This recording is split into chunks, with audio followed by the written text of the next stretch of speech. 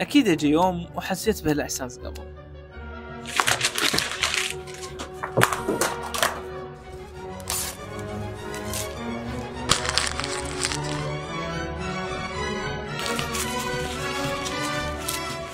إحساس بكونك محبط وتريد تستسلم، ها هي ما تريد تحاول من جديد، لأن حاولت كل هواية وكل محاولاتك فشلت، وتبدي تتذكر هذا الحماس اللي بلشت تركض نحو هذا الحلم والهدف، تبدي تحفر قبر وتدفن هذا الحلم أو الشغف اللي صار عندك. أنا شخصياً جاني هذا الإحساس قبل كم يوم من هسه، كنت داير أسوي فيديو وجاني هذا الصوت من جوايا اللي كنا نعرفه، مال إنه أنت مو جيد ما فيه الكفاية ولازم تستسلم وما حد مهتم وبقية هالكلام بس. وغلست على الفيديو كم يوم وبقيت أهرب من المشكلة.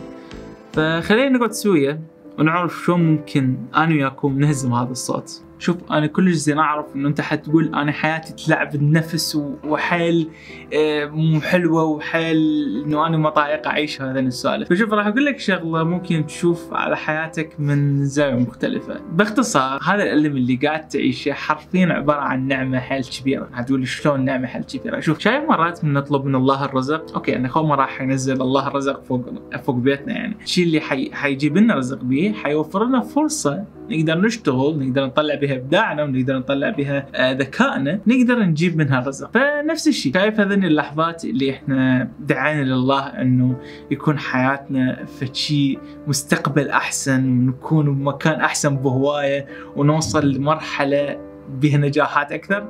خوما انه هاي طقة اصبع كل شيء راح يتحقق وكل شيء حنكون سعداء. هذا السؤال راح نمر بلحظات حيل صعبة، راح تكون هاي اللحظات هي اختبار إلنا على ما نوصل لهالشيء، على نكون صدق مؤهلين ان نوصل لهالمرحله اللي بيها نجاحات، واللي المرحله اللي جايين بيها انه نحصل المستقبل اللي نتمناه. وذن السوالف اكيد يعني خوما راح يتحقق، اكيد راح تمر بتحديات واختبارات على تكون مؤهل ان توصل لهالمرحله. نفس الشيء روحتك للجيم، انت لما تروح للجيم انت حرفيا رايح تاذي نفسك او يعني تسبب الم لنفسك على مود بعدين تنمو. يعني هاي فائده الالم كله اللي هو النمو. هاي نفس الشيء للمستقبل، الالم اللي قاعد تمر به او الواقع المزري اللي قاعد تعيش فيه او اللحظات التعب النفسي اللي انت تقول عليها، هي فائدتها انه اساسا عم تتطور وتنمو اكثر. اما اذا انت سلكت الطريق الاخي اللي هو الهروب وتحاول تنكر وجود هالمشاكل سواء بطريقه ايجابيه بزياده انه تدعي انه كل شيء تمام وكل شيء ايجابي، او الطريقه اللي عكسها انه تبدي بس تشتكي وتبدي بس تتذمر،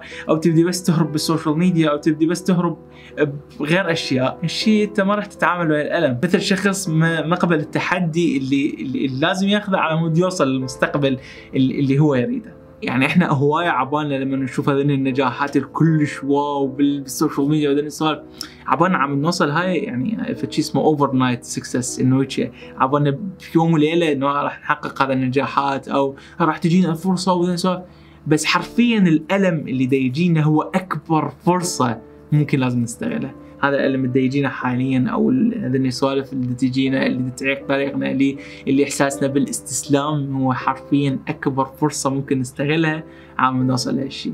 واذا في حال فكرت انه اوكي ليش ما راسا، يعني ليش ما الله راسا يعطينا النتيجه النهائيه وحيخلينا راسا ناجحين عندنا مستقبل، مو الله يعرف اذا راسا اعطانا هالشيء احنا بيوم وليله راح نرجع لنفس مستوانا هذا، لان احنا ما مؤهلين نوصل لهذه المرحله اللي بها المستقبل اللي احنا نتمناه، سواء المادي او سواء العاطفي او سواء النفسي. فاحنا راح نرجع للمرحله اللي كنا بيها. الشيء اللي يفرق انه لازم تكون قابل ان تتحمل كل التحديات، قابل تتحمل كل الاشياء اللي تمر بها نفسيا عم توصل لهالشيء.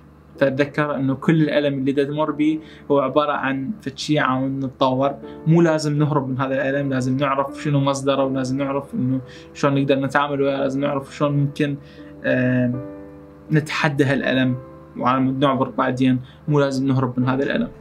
وشوف صراحه لما امر بهالمرحله مال الاحساس بالاستسلام، انه اريد اوقف اساسا انه اشتغل، واريد اوقف اساسا انه اسعى للشيء اللي انا اريده، افكر بشغله واحده صراحه، انه انا احتاج تحفيز.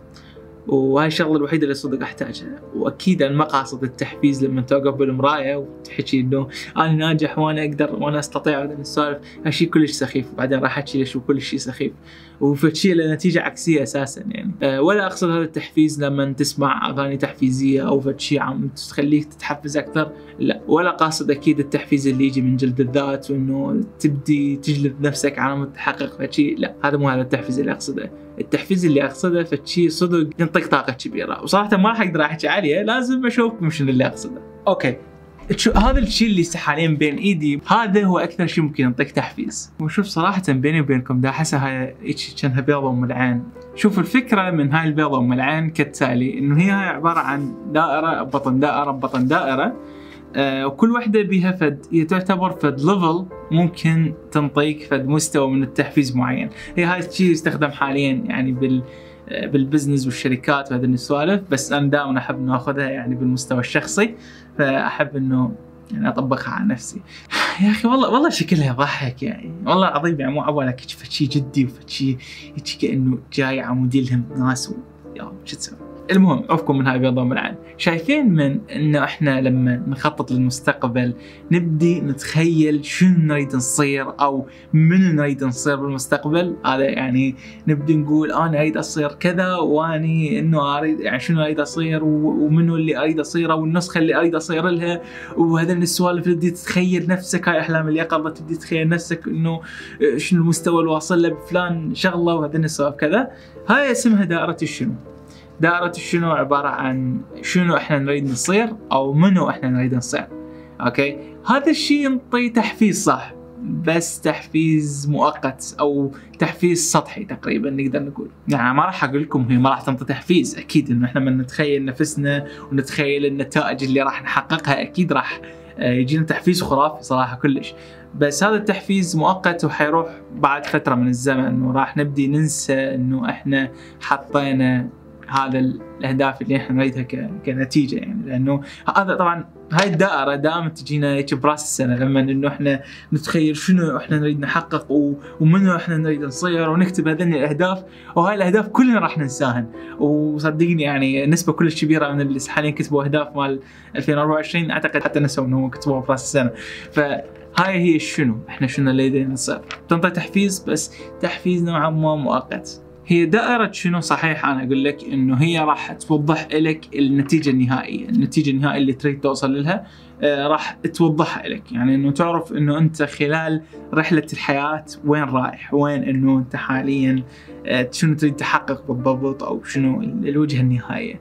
بس إحنا لما نركز على شنو بس صراحة راح تنحبط، راح إنه يعني مع مرور الوقت راح تنسى انه انت شنو حددت وهيك شيء. فلهذا اكو دائرة اللي تعتبر احسن منها، اللي هي دائرة الشلون. ودائرة الشلون اللي اقصد بيها شلون راح نوصل للشنو اللي احنا نريده. هاي هي شلون، اللي هو شلون راح توصل لهالشيء، الطريق شلون راح تحققه، شنو هي الاهداف الصغيرة اللي لازم تقسمها، شنو الشيء اللي لازم تقسمه والشيء اللي لازم تسويه، او شنو هي الخطوات العملية عم توصل لهالشيء، او الطريق باختصار، الطريق نحو النتيجة اللي تريدها.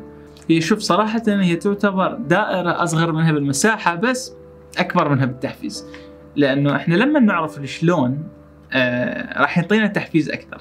لأنه أوكي أنت لما تعرف أوكي الشلون اللي تريد توصل له، وتعرف أنت شنو اللي تريد توصل له، أوكي حققت جزء كلش كبير، إنه أنت راح تعرف أنت شنو تريد، وتعرف الطريق اللي يوديك للشنو اللي أنت تريده. لأنه أوكي مثلا أنا أريد أن أصير أتعلم فد مهارة معينة، والشلون راح يقول لك إنه شلون راح تتعلم هالمهارة، شنو هي الخطوات، شنو هي مثلا البرامج عم تتعلم مهارة معينة، أو شنو هي الأشياء لازم تحققها، أو تاخذ المعرفة والعلم اللازم إنه عم توصل للشنو اللي أنت تريده.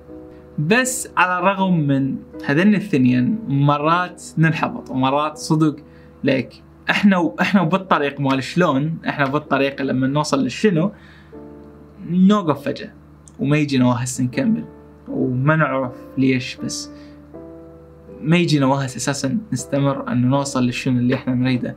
تحس انه يعني الرحلة مالتك بلا معنى، او انه الشيء اللي اساسا انت رايح له ما يستحق هالقد، والشلون راح تبدي تصير مستحيلة، تبدي انه تقول اوكي شلون فكرت بالشلون هاي، يعني الشلون غير منطقية على ما توصل للشنو اللي تريده، وتبدي تحسه فالطريق ما له معنى ولازم توقف ولازم تستسلم.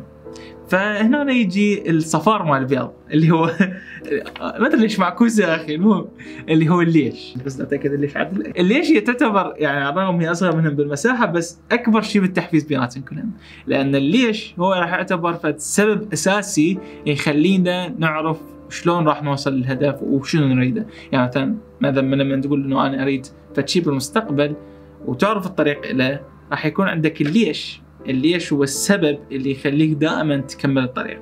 الليش اللي هو يخليك فالسبب دائما تسعى على تحقق هالشيء. لو عايز تحقق احلامك لازم تسعى، عشان 9:30 بيقفلوا.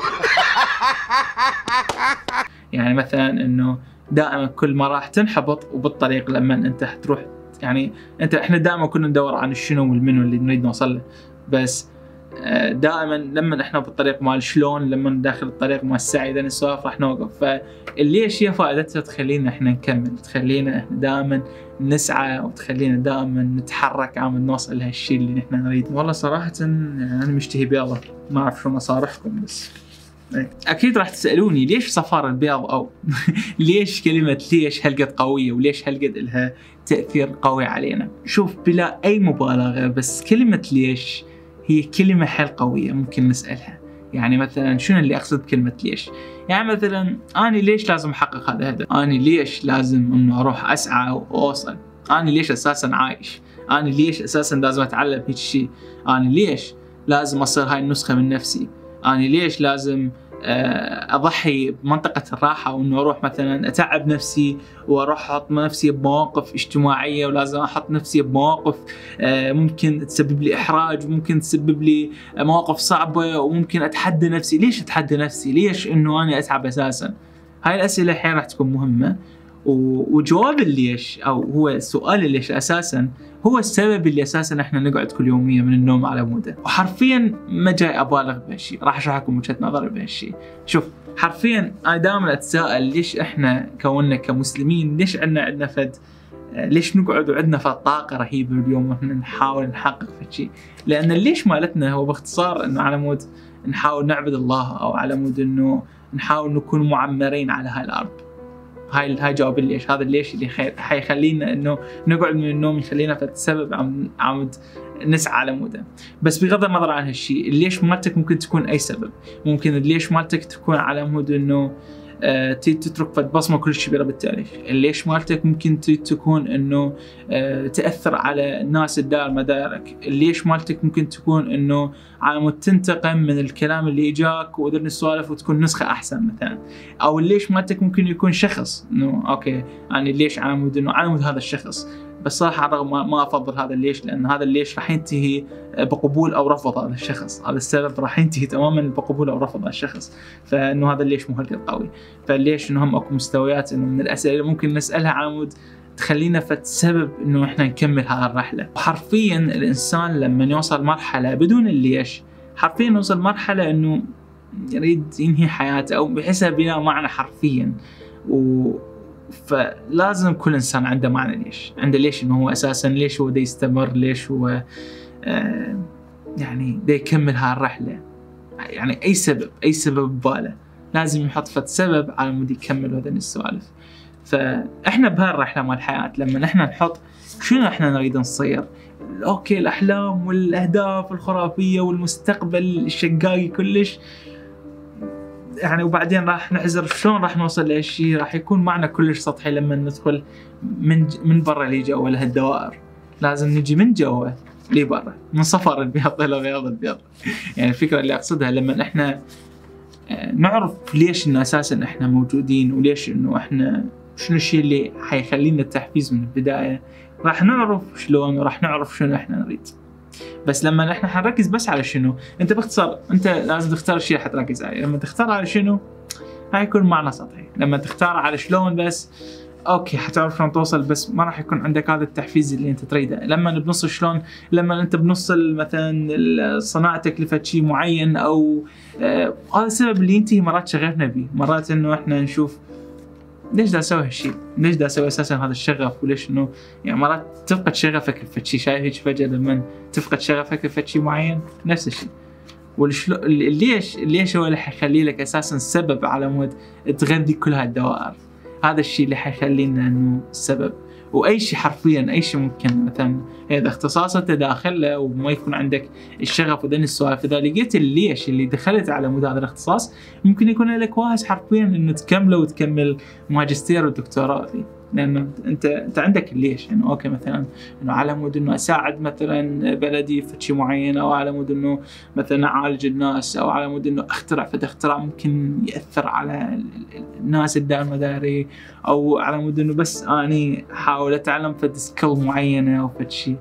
فهاي ليش يعني ليش سؤال كلش قوي صراحه بالنسبه لي، وش قد ما راح احكي عليه حرفيا ما راح اقدر اعبر عن انه هو ايش قد مهم انه نسال ليش بحياتنا. فشوف كشكل عام احنا لما نفقد الليش راح نريد نستسلم من اي شيء احنا نريد نسويه.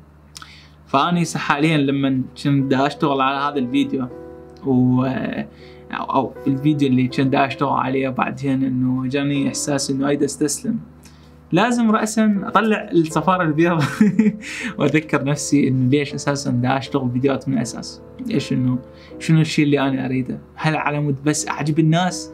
يكون معنى كلش ليش سطحي، راح بأقل يعني بإعجاب الناس أو رفضهم راح أوقف الشيء اللي أساسا بلشته من الأساس. بس لازم يكون ليش مالتي قوية، لازم يكون ليش إنه أريد أثر بالناس اللي يشوفون حاليا، واريد انه اترك فد بصمه ان الناس يذكروني بشيء ايجابي بعدين لما انه يعدون مرحله من حياتهم. فهاي ليش يا مالتي. وبدا احكي يعني كشيء شخصي مثلا انه تقدرون تطبقوا على اي شيء بحياتكم، مثلا انه انت ليش تريد انه تتطور، مثلا انه لازم تختار لك سبب. انا ما راح اقدر اساعدك ان تختار هذا السبب، لان هذا السبب يكون شخصي ويكون فشيء لك خاص بيك، يعني انه يكون بسبب حدث في الماضي صار لك تريد انه تتطور به، او انه بسبب فشيء تريد انه تحققه بشده، او فد رسالتك بالحياه. فانت لما تختار الليش الصح راح تعرف تستمر، وراح تعرف راح تبدي تدور عن شلون راح توصل، وراح تبدي تشوف شنو تريد تحقق بعدين. وانا اكيد ما قاصد احنا لما نعرف شلون بس راح نحقق كل شيء، لا، الشلون راح تكون السبب اللي راح تكمل على مدى، الشلون راح تكون الطريق اللي توصل به، والشنو راح تكون الوجهة اللي انت واصل لها. وبدون اي دائرة من ذي الدوائر حرفيا راح يكون اكو فد اختلال، لان لما تعرف الليش والشنو راح تبدي بس تشتغل بس انت ما تعرف وين رايح، ما تعرف شنو اللي تريد تحققه بالمستقبل، ما تعرف فد نقطة تقول اوكي انا حققت الشيء اللي اريد، ما تعرف، راح تبدي بس تركض اوكي وشي زين، بس الشيء راح يجيب لك تشتت، انه اوكي انت تعرف ليش بدك تركض وتعرف شلون بدك تركض، بس ما تعرف وين راح تروح، يعني راح تبدي تركض بكل مكان، راح تبدي هيك تقمز فما تعرف وين رايح. لما انت تعرف الشلون وشنو راح توصل مرحلة راح تفقد التحفيز، لأنه راح تبدي إنه تحس إنه حياتك يعني أوكي ليش تريد تحقق شنو؟ فهذا السؤال يعني. ولهذا صفارة البيض كل شيء مفيد، وأنا صراحة هذا إعلان ممول بواسطة البيضة وصفارة البيض، اشتروا بيض. أوكي مهم. فدائما لازم نجي من جوا للبرة وليس من برا لجوا. دائما اي سبب بيجي مثلا من برا لي جوا عم نعرف مثلا ليش، فشي دائما تلقاه رحله مو هالقد راح تصير بالشكل اللي نتصوره، بس لما تيجي الرحله من جوا اللي برا هالشي راح يعطيك بالتحفيز خرافي. والفكره كلش مهمه اذا انت ما تعرف شلون تلقى الليش هي مو نتيجه، مو مثلا انه اوكي انا ليش انه اريد مثلا اتعلم كذا شيء عم بصير ناجح.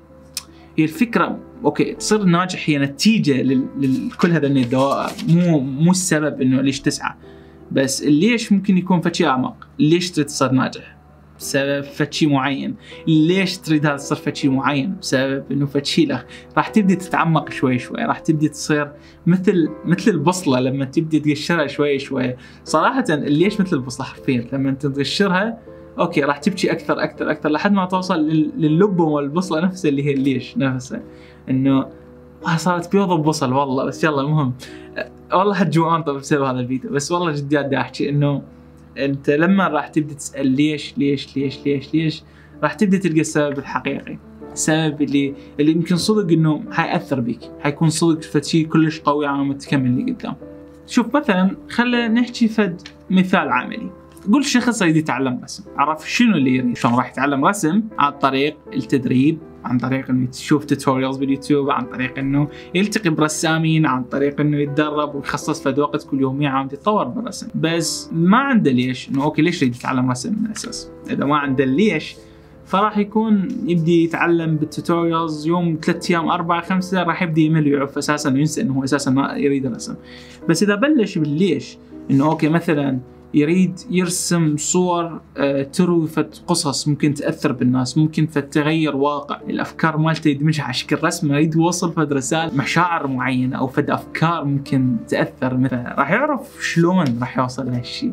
شلون ما حتكون كلش سهلة، حيعرف انه اوكي لازم يتدرب، لازم نسولف، وشلون راح تعزز بسبب ليش. كل ما راح يتذكر السبب اللي بلش منه شلون يتعلم، راح يعرف انه اوكي لازم صدق يكمل بسبب انه انا عندي فد رسالة كلش مهم لازم اوصلها. وراح يعرف شنو يريد يصير بعدين، راح يعرف يريد يصير الفد الرسام فلان وهذا السوالف. مثلا الشخص يريد يصير طباخ عظيم كلش، اوكي لازم يركز على شلون، لازم يعرف ليش هو اساسا دا يطبخ، ليش انه هو دا يكرس وقت على مود يطبخ، دا يحدد وقت انه دا يسوي اي شيء يريده. ووقفت نقطة كلش مهمة، غالبا نلقى الناس يقولون ها انا ما عندي وقت انه مثلا ابلش اتعلم فشي معين هذا السوالف كذا. هذا راح تلقاه انه ما عنده ليش من الاساس، ما عنده انه اساسا ليش يريد يشتغل وليش يريد اساسا يسعى. فيعني ليش ما كانت من اولوياته، ما كانت انه هذا الشيء صدق هو رايده. فاقرب فرصه هو يقدر يسخت بيها، فما عنده فد سبب انه ليش هو اساسا دا يسعى وليش هو اساسا دا يحاول. فاتمنى شرحي على هاي القلبه ام العين كان مفيد وحاولت شطفت امثله، وحاولت انه شويه يعني اخفف الجديه اللي بهالفيديو. بس جديات احنا لازم دائما نحط لنا ليش. يعني انا صراحه دائما احس بالشعور انه لازم استسلم ولازم اعوف الشيء اللي انا اساسا بلشته، او انه لازم اوقف. يعني ما حد مهتم بالنهايه وما حد انه يسولف. اذا كان مثلا ليش مالتي انه اريد فلان يعجب بي او فلان يعجب بي، فانا راح اوقف. هذا فلان منعجب بي فراح اوقف اساسا السعي مالتي المتواصل. اذا كان ليش مالتي مبنيه على انه اهلي يكونوا فخورين بي، اذا اهلي مثلا عاجبهم انه اكون مهندس او طبيب بس، فانا راح اوقف نهايه، لانه اهلي مو فخورين بي بسبب ليش مالتي مثلا الشيء اللي اسويه. اذا كانوا اهلي انه مثلا او اذا كانوا الناس دار المداري مثلا مؤمنين بي فشي معين وانا رايد فشي معين، فانت لازم ليش مالتك تكون نابعه بصدق، نابعه عن فشي انت صدق رايده. وسؤال الليش انت ما راح تلقاه خلال 5 دقائق بعد ما تطفي هذا الفيديو. يحتاج صدق وقت تقعد على نفسك، يحتاج صدق فتره طويله ممكن تقعد على نفسك تعرف شنو الليش مالتك. يعني اكو ليش مرات مالتنا جاي من الطفوله مالتنا، من اشياء صارت بالطفوله خلتنا انه احنا نريد نصير فشي معين. فاذا حسيت بشعور فد يوم انت تستسلم عن الشيء اللي انت بلشت به، ارجوك تذكر ليش، تذكر انه انت ليش بلشت اساسا من الاساس انه تشتغل على هذا الشيء. يعني مثلا هواي ناس انا اشوفهم انه مثلا يقولون اريد اطلع معدل 99.9999. اوكي انت السؤال ليش؟ اوكي يعني اذا انت ما عندك سبب او ما عندك، انت بس انت شوف تركز على شنو اللي تريده، شنو اللي تريد هو 99.9999. واوكي انت تعرف شلون، عن طريق الدراسة، عن طريق تدرس مثلا في وقت معين باليوم، تدرس بتركيز، تدرس بطريقة معينة. بس إذا ما عندك ليش أساساً أنت تدرس طول هالوقت، راح تفقد مخك بالنهاية. راح تبدي إنه تشوف هاي الدراسة ما لها أي معنى، وتبدي تتركها أو تبدي تتراجع شوي مستواك الدراسي لحد ما تحقق هذا المعدل بالضبط. مثلا سبيل المثال، لأنه أغلب اللي يتابعون طلاب سادس يعني. فأنت لازم تحدد الليش. أنا مثلا أعرف أشخاص قريبين عني كانوا السبب مالتهم إنه ليش كانوا يدرسون، بسبب إنه من هم صغار شافوا عملية لشخص قريب عليهم سواها جراح كلش ماهر. هاي العملية أثرت بحياتهم، خلت عندهم سبب إنه أوكي أريد فد يوم أعالج الناس مثلا، أريد فد يوم إنه أريد أصير مثل هذا الدكتور اللي عالج هذا الشخص القريب على قلبي مثلا. فحاولوا إنه عندهم الليش اللي يسعون عليه على مود إنه يصيرون فد شيء معين. إذا ما عندك الليش إنه عم تسعى في شيء راح تصير في شيء بلا معنى. فأتمنى وصلت رسالة هذا الفيديو إنه دائما حط ليش، دائما ابقى حلل عن ليش إنه أساسا أنت تريد تصير الشيء اللي أنت تريد تصيره. بالنهاية أحب أشارك شغلة صغيرة ذات أثر كلش كبير علي خلال هاي الأيام الصعبة اللي إحنا نمر بيها لما نحس إنه إحنا نريد نستسلم أو ندفن الأحلام اللي إحنا مؤمنين بيها. إنه دائما أفكر إنه حياتي قصة، وحياتنا كلنا عبارة عن قصة إحنا نقدر نكتبها. وإذا أنت هسه حاليا قلت إنه لا ما راح أقدر أكتب هاي القصة، فأنت بكلتا الحالتين صح، لأنه عدم اتخاذ قرار هو أيضا يعتبر قرار. عدم كتابتك للقصة هي أيضا تعتبر هاي قصتك، إنه أنت ما ردت تكتب هاي القصة. فدائما مؤمن إنه حياتي قصة، وإحنا كنا عندنا الخيار إنه إحنا نكتب هاي القصة. وأنت أكيد ما تحب إنه في اليوم لما تصعد على الستيج تحكي هاي القصة، أكيد ما تحب إنه تقول أوكي جتني كذا ظروف استسلمت. مفروض أن تجعلها قصة حلوة، قصة صدق تستحق أشخاص يحكوها البعض، قصة صدق تستحق تنذكر بالتاريخ، قصة دائما تتكرر لهواي أشخاص. فأنت أكيد ما تحب لأنه جتك كذا ظروف استسلمت ويجي سوالف، أكيد إنه تحب تقول إنه هاي الظروف جتني وأنا تعاملت وياها بهذا الشكل، حليتها بهالشكل. وأكيد أخذت لي فترة إنه يعني عانيت من المشكلة. أكيد أنا وصلت رأسا إيجابي ورأسا بطل وذن السوالف كذا، هاي اسمها أسطورة وليست قصة. القصة إنه أوكي تعرف شلون تتعامل بين المشاعر اللي قاعد تجيك، تعرف شلون تتعامل بالمشاكل اللي قاعد تجيك، وتعرف شلون تحلها بطريقة ما. فدائما أعتبر حياتك قصة تنكتب، فأنت اللي تختار شنو اللي تنكتب بها، أنت اللي تختار سواء بطل القصة راح يستسلم أو راح يكمل أو راح يسوي القصة زينة أو مو زينة. فهذا القرار إلك، وأنا ما راح أقدر أتحكم به صراحة، أنا مجرد شخص ينزل فيديوهات على اليوتيوب، يعني القرار إلك بالنهاية. فحبيت أشارك الكونسبت بسيط بالنهاية، وذكر دائما حياتك قصة. وهذا كان الفيديو، أتمنى عجبك، أتمنى أضاف إليك فشي بالفكرة مال ليش وشلون وشنو. فأتمنى أضاف إليك فشي جديد اليوم. وأكيد لا تنسى تشارك هذا الفيديو وتحط لايك وتعليق يعني يخفض مثلك. وكل المحبة لكم، أتمنى لكم صدق حياة سعيدة، وشكرا لوقتك صراحة. بسلام.